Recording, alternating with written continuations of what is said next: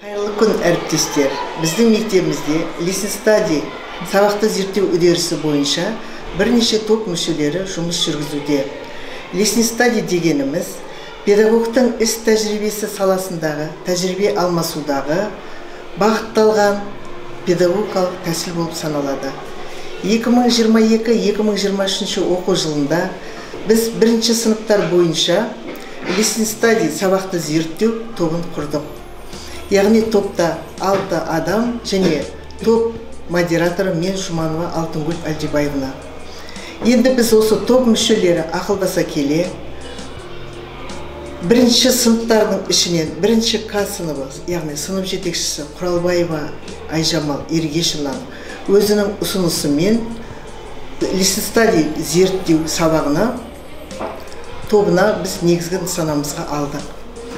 Енді бұл жердегі біздің мақсатымыз бірінші сынып болғандықтан осы бірінші сынып оқушыларының сабаққа бейімделуін, құлшынысын, қызығушылығын арттыру және сабақ үдерісінде байқау болып саналды. Педагог Құралбаева Айжамал Ергешевнаның зерттеу сабағындағы әрбір сабағы оқушылардың белсенділігін, қызығушылығын арттыра білді. Құралбаева Айжамал Ергешевна өзінің ізденімпаз, жаңашыл педагог екенін өзінің сабағында көрсете білді. Бүгін ерекше сабақ өтеміз, оны сендер жақсы білесіңдер, иә балалар? Көңіл қалай бүгін? Жақсы! Ондай болса балалар, орнымыздан тұрамыз. Бәріміз бір-бірімізге жақсы тілек тілеп, сабағымызды бір шумақ өлеңмен барсақ, бір-бірімізге жақсы тілектер тілейік, иә? 1, 2, 3.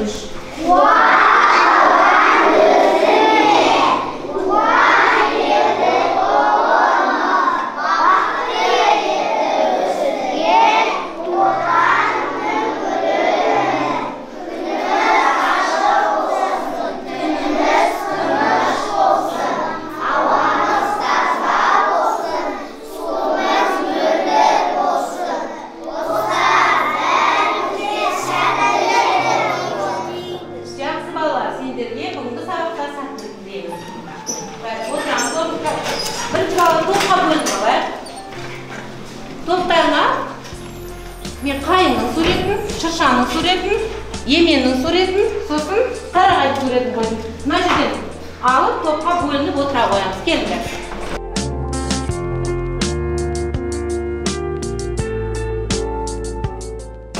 Қазір топқа бөлініп отырамыз орнымызға балалар. Пенсияларды жайғастап қойып орнымызға балалар.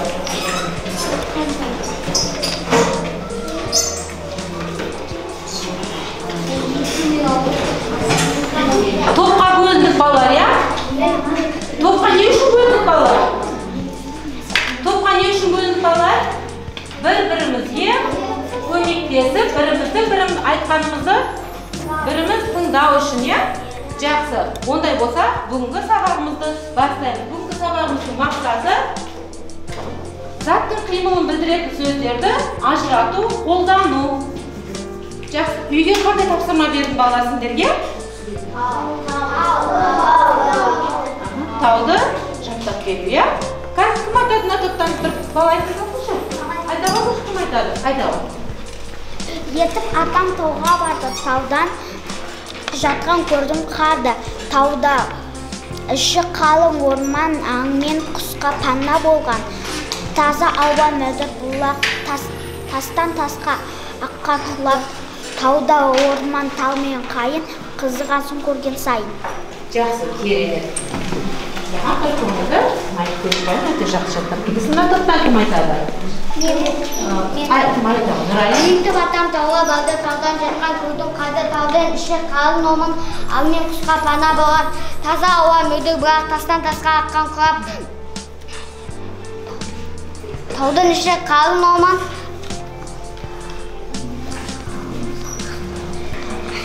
тауда орман, тау мен қайын, қызығасын көрген сайын. Керемет, өте жақсы.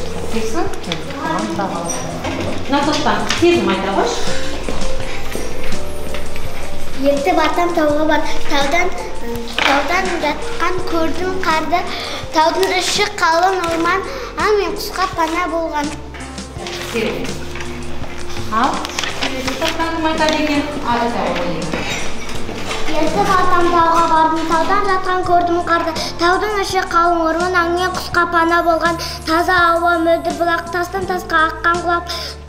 Тауда орман, тал мен қайың, қызығасын көрген сайын. Ой, жақсы, керемет бала ғой. Жақсы балалар еді. Бәрін жасап кепсіздер енді. Артыстан бір баладан сұрадық, иә? Керемет бала. Қазақстанда қандай таулар бар еді? Кеше сабақта сіздерге мен?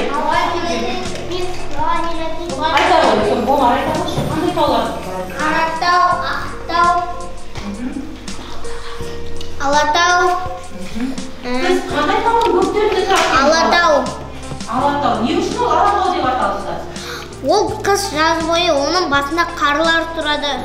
Жақсы балалар. Біз өте әсем, керемет жерде тұрамыз, иә? Балалар, біз ата-бабамыз мирас етіп тастап кеткен, сендерге мирас етіп жерімізді тастап кеткен жерде тау ғана емес, соның ішінде орман алқаптары кездеседі екен.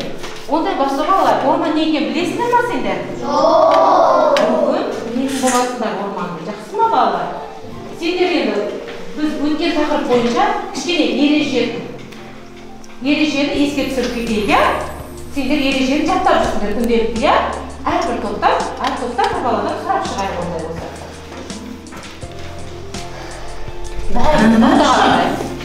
Мына бала орманда адасып қалыпты. Аты Аян екен. Орманнан шығатын жолы таба алмай жүр. Үйінде ата-анасы уайымдап жатқан шығар. Аян қатты қорқып отыр. Жолда қасқырмен аян кездессе не істеймін дейді. Қане, біз оған орманнан шығуға көмектесіп жіберейікші. Егер сендер мына сұрақтарға дұрыс жауап берсеңдер, Аянға жолды табуға көмектесесіңдер. Сөз мағынасына қарай нешеге бөлінеді? Кім айтады? Айтамыз кім? Үшке бөлінеді. Мағынасы бір-біріне жоқ сөздер. Екіншісі мағынасы қарама-қарсы сөздер. Үшіншісі дыбысталуы бірдей. Мағынасы әр басқа сөздер. Керемет. Жарайсың. Келесі сұраққа қараймыз.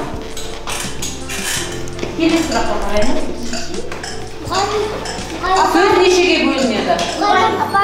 Сөз нешеге бөлінеді?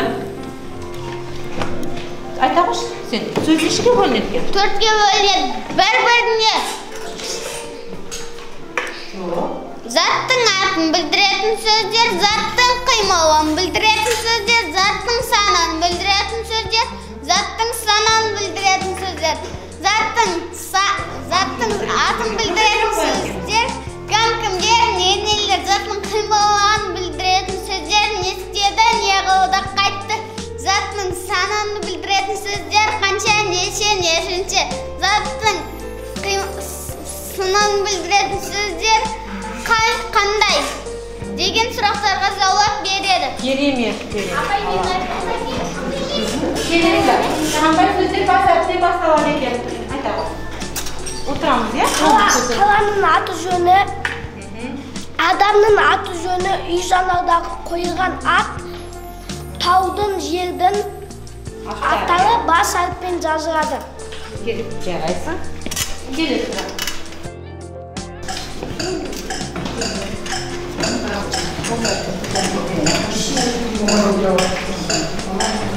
Сөйлемдегі сөздердің байланысы қалай табады? Кем қалай? Кім айтады? Тастар айтады. Сөйлемдегі сөздер бір-бірімен байланыста болады. Оларды сұрақ қою арқылы білеміз. Келесі сұрағымыз.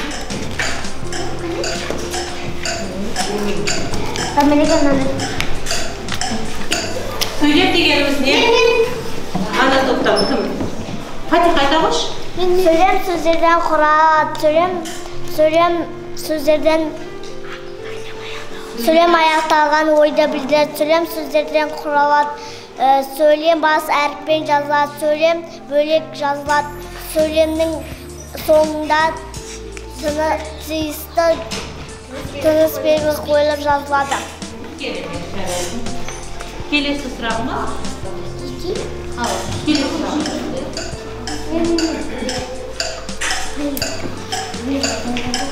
Мәтін дегеніміз не? Отырамыз деп қолған. Байланысқан сөйлемде мәтіннің басы кіріспе бөлім, мәтіннің ортасы негізгі бөлім, мәтіннің соңы қорытынды бөлім. Жарайды, мәтіннің соңы қорытынды бөлім деп аталады екен, иә? Келесі сұрағымыз. Жарайсыңдар балалар, сендер Аянға көмектестіңдер, орманнан жол тауып, өз үйіне бара жатыр. Анасымен де қауышты. Сендерге алғысын айтып жатыр Аян. Жарайсыңдар балалар, сендер сияқты білімді балалардың арқасында Аян өз үйін тапты, иә? Өз үйін тапты. Жақсы балалар, орман дегеніміз балалар. Ол орманда көп ағаштар өседі. Ағаштар көп өскен жерді орман деп айтады екенбіз балалар, иә? Орман көп деген жәндіктер мен жануарларға пана болатын жерлер екен, иә? Орманда талдың түбінде саңырауқұлақтар өседі екен. Жақсы, өте жақсы. Өткен сабақты өте жақсы дайындалып келсіңдер. Балалар, кітапқа қараймыз бәріміз. Бүгінгі жаңа сабағымыз. Сонымен тақырыбы қандай болды? Ағаштар, иә? Жаңа біз айттық қой, орманда нелер өседі дедік? Ағаштар өседі екен. Ондай болса бәріміз 103-ші бетті ашамыз. Аштық па бәріміз? Мен осы мәтінді оқимын. Бірінші алдымен суретке қарап алайықшы. Кітапта 103-ші бетте. Суретте нелерді көріп тұрсыңдар? Ағаштар, құстар, саңырауқұлақтар көріп тұрсыңдар, иә балалар? Жақсы, сондай болса мен мәтінді оқып шығайын, сендер тыңдаңдар, жақсы ма? Ағаштардың ауа тазартудан басқа да пайдасы өте көп екен. Олар көптеген құстар мен жәндіктерге қорек береді. Ақ құстарды ыстық күннен, желден, жауыннан қорғайды. Олардың түбінде саңырауқұлақтар өседі. Кейбір ағаштар суықтан қорықпайды.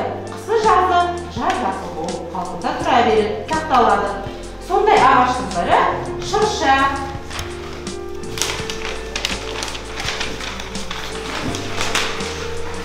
Ағаштардың көп өскен жерін орман алқабы дейді. Олар жер бетінің көп бөлігін алып жатыр. Мәтін не туралы болды балалар? Ағаш туралы болды, иә? Ағаштың бізге қандай пайдасы бар екен? Ауа тазартудан басқа да бізге көп пайдасы бар екен, иә? Бізге ғана емес, жануарларға, жәндіктерге де пайдасы көп екен, иә? Бүгін сендер сол ағаштың пайдасы туралы көп мағлұмат білетін боласыңдар. Жақсы ма балалар? Ондай болса сендер ағаштың түрлерімен топқа бөліндіңдер, иә? Сендердің топтарының аты қарағай екен. Мен сендерге ағаш туралы кеше кішкене мағлұмат жинап беріңдер дедім, иә? Айта қойсаңшы топтарың туралы мағлұмат. Кім жинап келді? Қайсысын айтасыңдар? Сен айта қойшы кім? Қарағай ағаш ол қыстада жасып отыратын ағаш. Одан көптеген аспаптар, дәрі-дәрмектер жасауға болады. Үй салған кезде оны қолданады. Үй құрылысына да қолданады екен, иә? Көрдіңдер ме қандай пайдасы? Оның пайдасы өте көп екен. Жақсы. Сендерді қайың тобы. Қайың туралы мағлұмат жинап келдіңдер ме? Ал айта қойшы Айбар. Қайың ағашы Қазақстанда өте көп өседі. Оның биіктігі 25 метрге жетеді. Ол 250 жылдай өмір сүреді. Қайың ағашынан шырың алады. Оның шырыны өте пайдалы. Қайың ағашынан дәрі-дәрмектер жасайды. Көрдіңдер ме балалар? Ағаш Үй бізге жиһаздарын жасайды. Иә, үй жиһаздарын да жасайды екен, иә? Біз ағаштар тазалап қана бөлініп шығады деп сендер айтасыңдар, иә? Жоқ, олай емес екен. Көп нәрсе, дәрі-дәрмекте жасайды екен. Сендердің топтарың аты немен ағаш екен? Немен ағаш туралы не білесіңдер? Омар айта қойшы. Немен ағаш ұзақ өмір сүретін ағаштан бірі. Оны адамдар мәңгілік құмыр деп те атап кеткен. Оның бойы 40 метрге өседі. Оның жаңғағымен доңыздар қоректенеді. Жарайсың, оны мәңгілік ғұмыр деп те атап кетеді екен, өйткені бұл 1000 жылға дейін өмір сүре береді екен. Жақсы балалар, сендер біраз мағлұмат жинап берсіңдер ағаш туралы. Ондай болса, мәтінді өздеріне тізбектетіп оқытып жіберейін. Шырша тобы. Сендер жинап берсіңдер ме мағлұмат балалар? Шырша туралы айта қойшы.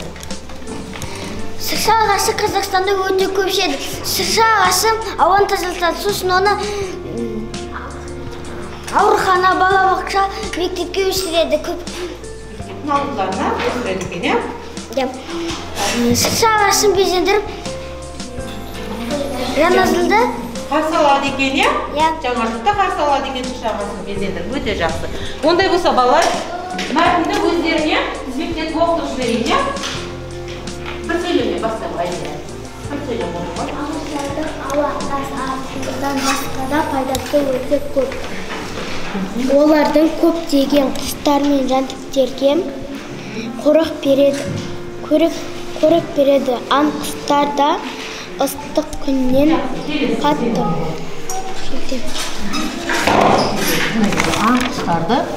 Аң құстарды ыстық күннен қорғайды, желден, жауыннан қорғайды. Олардың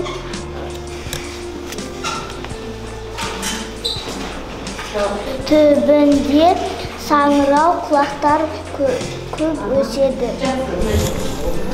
Кейбір ағаштар оқтан қол ықпайды. Қызы жазы қақпанды сақталады. Сондай ағаштар бірі шықса.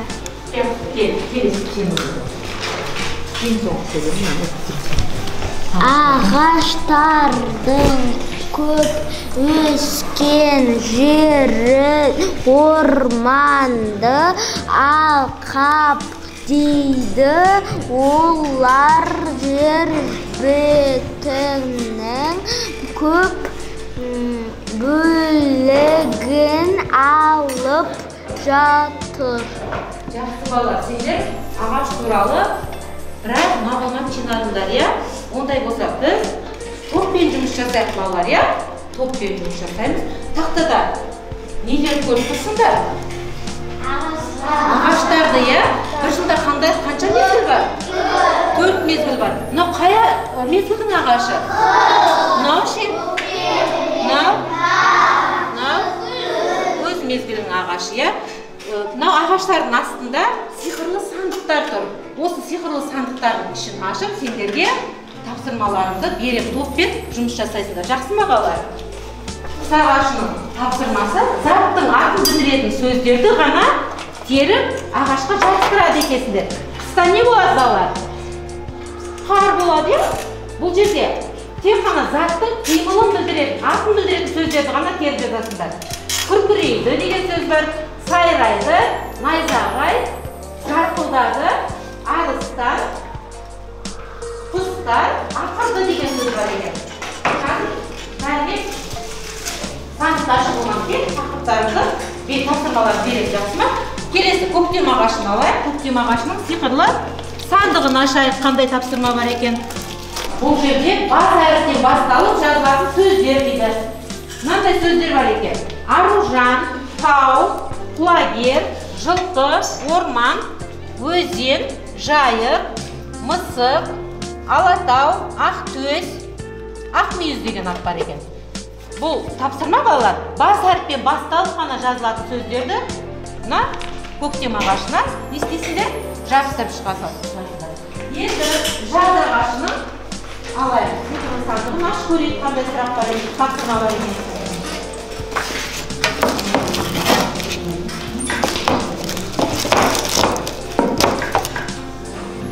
Тапсырмасы мағынасы қарама-қарсы сөздер дейді. Жаңа өздерің айттыңдар ережесін, мағынасы қарама-қарсы деп нелердің. Енді қараңдар, бұл жерде мынандай сурет жазулар бар, сөздер бар. Жаңбыр, балалар, жауды, дәмді тәтті. Мынау күз мезгілінің ағашы. Күз мезгілінің ағашының сандығын ашып көрейік. Қандай тапсырма бар екен? Күз мезгілінің ағашында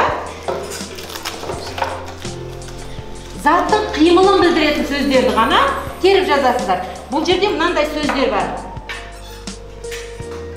Төрттілік, күркіреді, жарқылдайды, төлдеді, сайрайды, құстар, жауды, жаңбыр, күн деген сөздер бар. Осыны 4 тапсырмаға беремін, 4 топқа беремін. Тапсырмасын орындап болсаңдар, 2 рет қолдарыңды соғасыздар. Жақсыма, бірге отырып, өз қалған керекті ғана сөздерді жабыстырасыздар. Түсінікті ғой, заттың қимылын білдіретін сөздер ғана жабыстырасыздар. Келесі топ, мағынасы қарама-қарсы сөздерді ғана бірге клейлер бар ғой.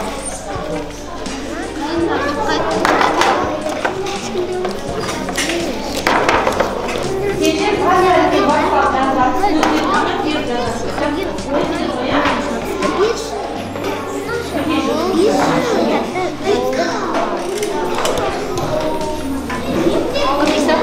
Бірге жасаймыз, Алатау басапен жазған.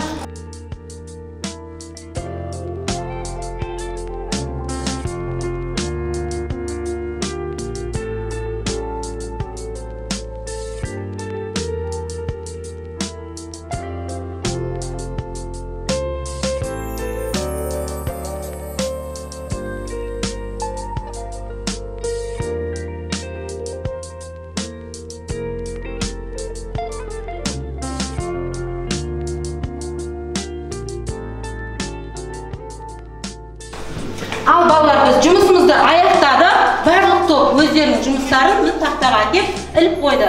Ал енді әр топтан бір-бір бала шығып, өз орындаған жұмыстарын қалай орындаған туралы айтып берсін, Бірінші топ. Сендерге қандай тапсырма еді? Заттың атын ғана білдіретін сөздерді теріп жазу, Қандай сөздер бар екен? Қандай сөздер бар екен?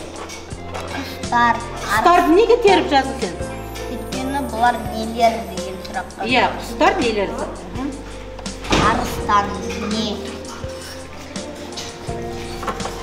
Найзағай не? Балалар кімдер? Жаңбыр не? Жақсы. Бұл заттың атын білдіретін сөздер екен, Келесі, сен балалар, дұрыс па ой орындаған тақырыптар? Бағалақшы, қандай баға бересіңдер? Жарайсың, Ондай болса, келесі топтың тапсырмасын қарайық. Сендерге қандай тапсырма берілді? Үлкен әріппен жазылатын сөздер. Бас әріппен басталып жазылатын сөздер, Қандай сөздер жабыстырдыңдар сендер? Аружан,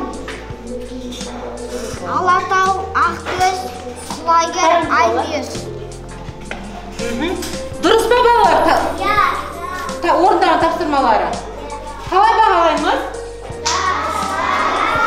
Жарайсың, бәрі дұрыс болды, Жақсы, келесі топ. Сендердің тапсырмалары қандай еді?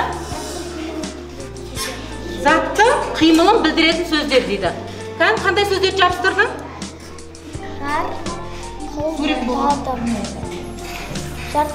Жарқылдады. Сұрақ қойшы, жарқылдадыға. Не істеді, Қандай сөз жабыстырдың? Жауды. Жауды. Сұрақ қандай? Істеді. Келесі сөз. Сайрады. Сайрады. Не істеді, Келесі сөзіміз? Көрк. Дұрыс па балалар? Орындаған тапсырмасы дұрыс па? Қалай бағалаймыз? Жарайсың, керемет, Келесі тапсырма. Сендердің тапсырмалары қандай еді? Бір-біріне қарама-қарсы. Мағыналары? Бір-біріне қарама-қарсы сөздер жабыстырдым. Қандай сөздер жабыстырдың? Қиын, оңай, ұзын, қысқа, жұмсақ қатты, қалың жұқа, ащы тәтті, жұмсақ қатты. Дұрыс па балалар орындаған тапсырмаңызды? Бағалап жіберейікші? Жақсы ма? Тамаша, Тамаша, керемет. Ондай болса, балалар, отырамыз. Өте жақсы орындаған топтық жұмыстарын. Балалар, ондай болса, сергіп алайық, кішкене. Орнымыздан тұрамыз бәріміз. Қазір қандай мезгіл жылдың? Ертең не жауады? Жауады, Ондай болса, жаңбырдың дыбысымен бір сергіп алайық, Жаңбыр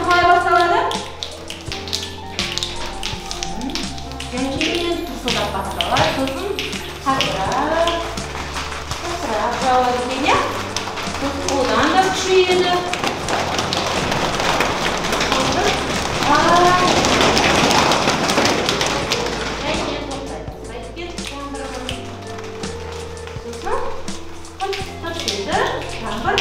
Тоқтайды екен.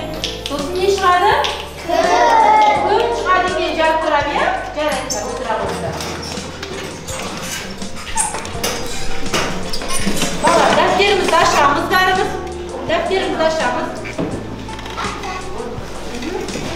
Дәптерімізді ашамыз. Күннің ретін жазамыз. Жаз болдық па? Екінші тапсырмаға қарайсыз олар, екінші жаттығуға. 104-ші беттегі екінші жаттығуға қараймыз. Сөйлемдерді көшіріп жаз деп тұр, иә? Заттың қимылын білдіретін сөздерді сұрақ қою арқылы табады екенбіз. Жаттығудың ішіндегі тақтаға келе қойшым, аяғы. Бәріміз көркемдетіп дәптерімізге екінші жаттығуды көшіріп жазамыз. Азат жолдан басарсы, кәсібе көшіріп жазамыз.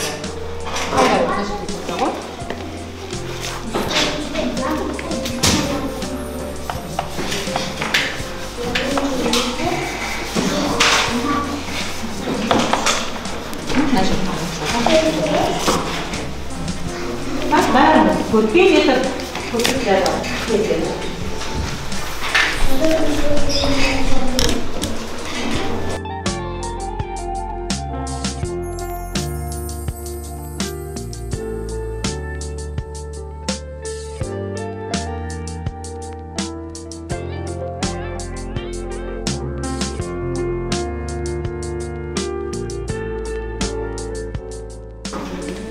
Асанәлі, кітабыңды алып келе ғой.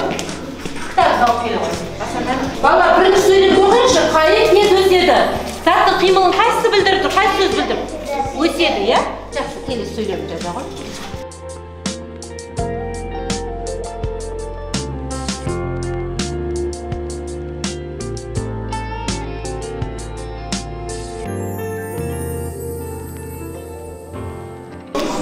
Бала, тақтаға бірден қарап қойыңдаршы. Одан жиһаздарын жасайды. Осыдан заттың қимылын білдіріп тұрған сөз қайсы? Жасайды, дұрыс айтасыздар. Келесі.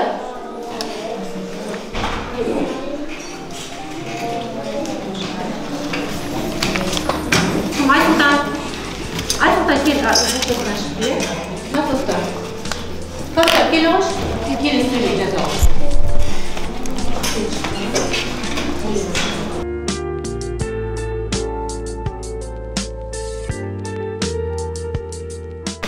Жақсы бала, үшінші сөйлемді оқимыз. Қабығынан дәрі дайындайды.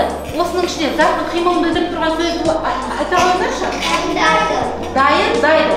Қалай сұрақ қоямыз? Сұрақ қандай? Сұрақ қандай? Иә, не істейді? Дайындайды, иә? Жақсы, болса, қаламымызды қоямыз. Оқушы қалай отырады? Енді бала, бүгінгі біздің тақырыбымыз ағаш болды, иә? Ағаштан не жасайтынын, қандай пайдасы бар екен бәрін білдіңдер, иә балалар?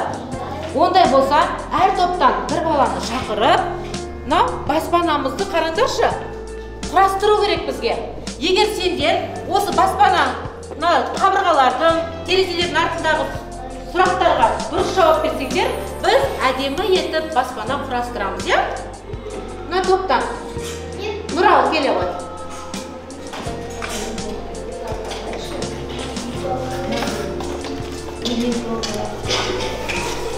Мына баспананың несі балалар?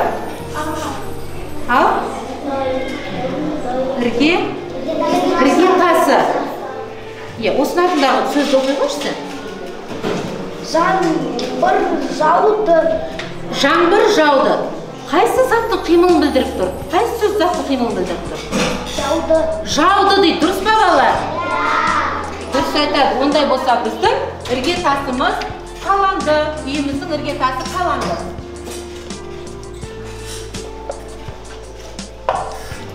Ірге тасынан кейін не қаланады үйдің балалар? Несі қаланады? Қабырғасы. Жақсы, Айбар келе ғой.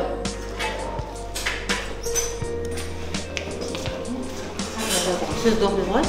Сөйлемді. Тиын жаңғақ жинады. Тиын жаңғақ жинады. Осы сөйлемнің ішінде қайсы заттың қимылын білдіріп тұрған сөз? Жинады. Жинады дейді. Дұрыс па балалар? Сұрағы қандай? Жинады. Не істеді? Дұрыс балалар. Біздің үйіміздің қабырғасы қаланды.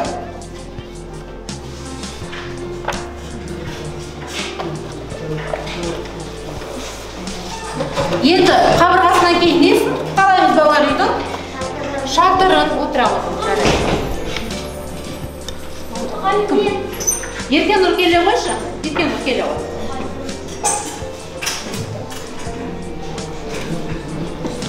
Шатырның артындағы сөйлемді оқи ғой, ішінде ысқы.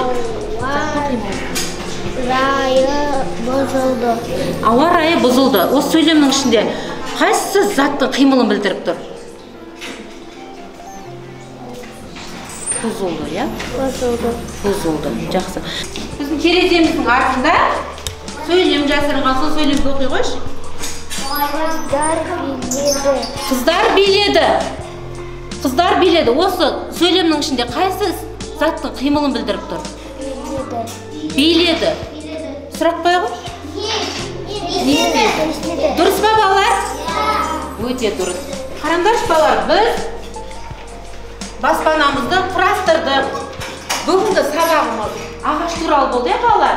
Ағаштан тіпті баспана да салуға болады екен, дәрі-дәрмек те жасауға болады екен. Тағы не істеуге болады екен? Үй жиһазын жасауға болады. Тіпті сендердің қолдан болған дәптерлері мен кітаптарына неден жасалады екен? Ағаштан жасалады екен. Осы ағаш туралы сендерге мақал-мәтел жасауға беріледі ме? Естеріңде қалды ма? Кім айтады?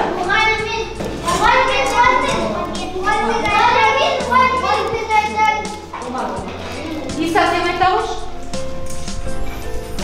Бір жылдығын ойлаған халық бидай егеді. 100 жылдығын ойлаған халық ағаш егеді. 1000 жылдығын ойлаған халық саналы ұрпақ тәрбиелейді. Төлден мал өседі, шыбықтан тал өседі. Бірінші мақалға тоқтала кетейік балалар. 1 жылдығын ойлаған халық бидай егеді дейді. Бидайды біз 1-ақ жылда жеп тауыстамыз, иә? Ал 100 жылдығын ойлаған халық ағаш егеді дейді. Ағашты біз ексек, оны қаншама жылдар бойы жемісін жейді екенбіз, баспана салады екенбіз, тағы да басқа нәрселерге де қолданады екенбіз, иә? Ал соның екеуін де жасайтын ұрпақ саналы ұрпақ тәрбиелейді дейді. Ол 1000 жылдығын ойлаған халық саналы ұрпақ тәрбиелейді дейді. Міне сендер сол саналы ұрпақ болады деп сендерге мен сенемін. Тағы да кім? Омар айта ғой. 1 тал кессең 10 тал ек. 1 тал кессең 10 тал ек. 10 тал ек. Тағы Нақыптан айта ғой, Асаннан айта ғой.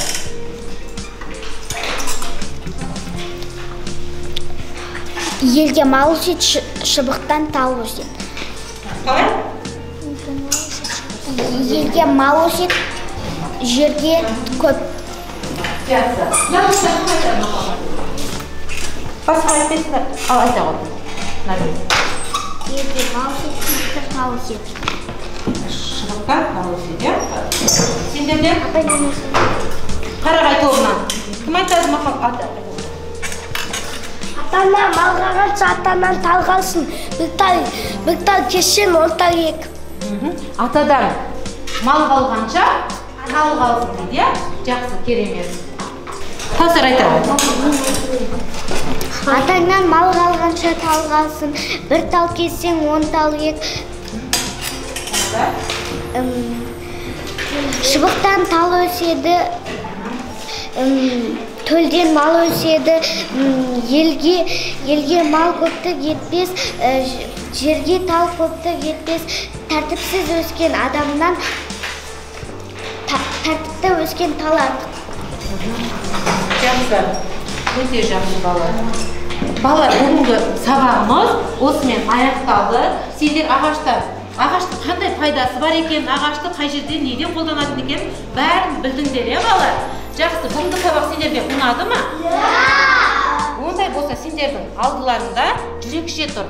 сол жүрекшелерді сабақ ұнаған болса, білім ағашының үстіне ілмесіңдер.